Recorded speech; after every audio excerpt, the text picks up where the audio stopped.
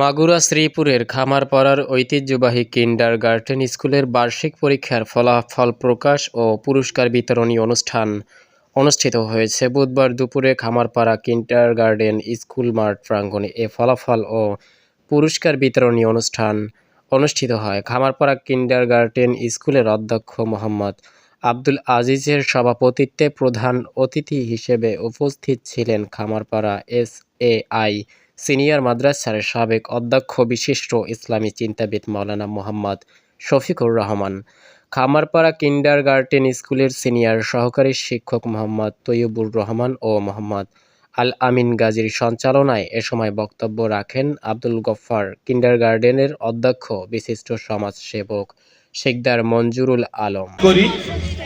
তখন আমাদের একটা স্বপ্ন ছিল, সেই স্বপ্নটা আজ বাস্তবে রূপ নিতে চলেছে।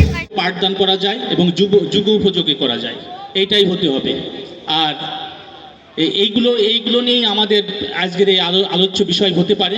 আমরা কে কি করলাম, কে কি করেছি, এগুলো আসলে মুখ্য বিষয় না। মুখ্য বিষয় হচ্ছে যে আমরা স্কুলটাকে কিভাবে এগিয়ে নিয়ে যেতে পারি। আমার দুটো ছেলে কেজি স্কুলে পড়েছে, সেটা হয়েছে ক্যান্টনমেন্টে। তারা অত সুশিক্ষায় শিক্ষিত হয়েছে। এর মূল গুণ হচ্ছে, বেশিরভাগের প্রত্যেকবারে বলে থাকি, মা দেব যত যেখানেই যাক শিক্ষার মেরুদণ্ড হচ্ছে মা। সীমান্ত প্রসারিত, দিগন্ত প্রসারিত যতগুলো যাই কিছু আছে তাকে বাদ দিয়ে পৃথিবী কল্পনা করাই কঠিন হয়ে যায়। তা আইনস্টাইন একটি কথা বলছেন, সেই কথাটি হলো এরকমের যে strange situation here upon the earth, not knowing why, sometime seeming to divine some special purpose. আমাদের এই বিশ্ব ব্রহ্মাণ্ডের এই ধরিত্রীতে আমাদের আগমনের উদ্দেশ্য কি? আমরা কেন এসেছি? আমরা কেনই বা আসলাম? আমাদের আসার দরকার কি? আমাদের আসার প্রয়োজন ছিল কি?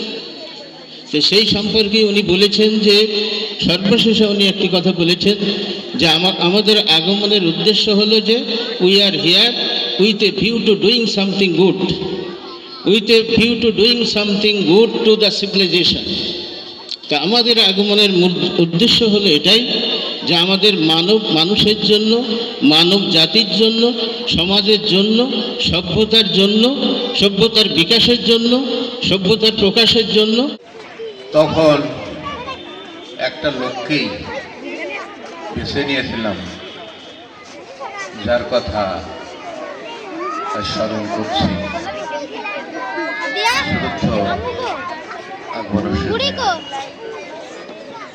তার কথা বলে শেষ করা যায় না।